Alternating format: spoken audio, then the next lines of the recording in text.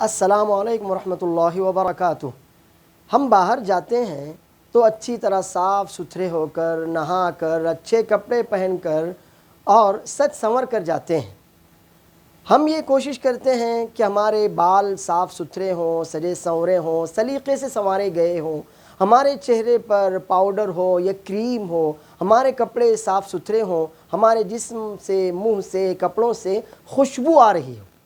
اور ہم گھر میں رہتے ہوئے ان باتوں کا نہ کبھی خیال رکھتے ہیں، نہ کبھی اس کا اہتمام کرتے ہیں۔ آئیے ایک حدیث میں آج آپ کے سامنے رکھتا ہوں جس سے ہماری سمجھ میں یہ بات آئے گی کہ آدمی کو جس طرح باہر جاتے وقت اپنی ہیئت کو، حالت کو، جسم، منہ اور کپڑوں کو صاف ستھرے رکھنے کی کوشش کرنا چاہیے، ایسے ہی اسے اپنے گھر میں بھی ایسا رہنا چاہیے کہ اس کے بال، اس کا منہ، اس کا چہرہ، اس کے کپڑے اور اس کا جسم سب کچھ صاف ستھرا ہو، اس کے کپڑوں، اس کے جسم اور منہ سے کسی بھی طرح کی بدبو نہ آ رہی ہو، کیونکہ ہمارے خیر کے سب سے زیادہ حقدار اپنے گھر والے ہوتے ہیں، لیکن ہم گھر والوں کی طرف سے ان باتوں کو بالکل بھول جاتے ہیں اور یہ کوشش کرتے ہیں کہ باہر والوں کو ہمارا خیر ملے اور ہمارے گھر والے گویا کسی شمار و قطار میں نہیں ہوتے۔ چھوٹی سی حدیث ہے لیکن یہ ہمیں بہت کچھ سمجھانے کے لیے کافی ہے۔ صحیح مسلم حدیث نمبر 254 شریح بن ہانی تابعی ہیں۔ شریح بن ہانی رحمہ اللہ کہتے ہیں،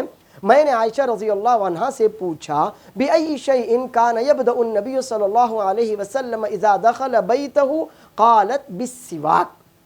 میں نے عائشہ رضی اللہ عنہ سے پوچھا کہ نبی صلی اللہ علیہ وسلم گھر میں داخل ہوتے تو سب سے پہلے کیا کام کرتے تھے؟ انہوں نے جواب دیا، نبی کریم صلی اللہ علیہ وسلم مسواک سے گھر میں داخل ہونے کے بعد شروعات کرتے تھے، یعنی گھر میں داخل ہونے کے بعد سب سے پہلا کام جو آپ کا ہوتا وہ مسواک کرنا ہوتا تھا۔ ہم مسواک کا تو بالکل بھول ہی چکے ہیں، لیکن یہاں اس وقت میں جو بات آپ کے سامنے رکھنا چاہتا ہوں وہ یہ ہے کہ ہم اپنے گھر میں رہتے ہوئے بھی اپنے منہ کا، اپنے چہرے کا، اپنے جسم کا، اپنے کپڑوں کا خاص طور پر خیال رکھیں۔ ہم باہر جاتے وقت تو یہ کوشش کرتے ہیں کہ دوسروں کو ہم سے کوئی تکلیف نہ ہو،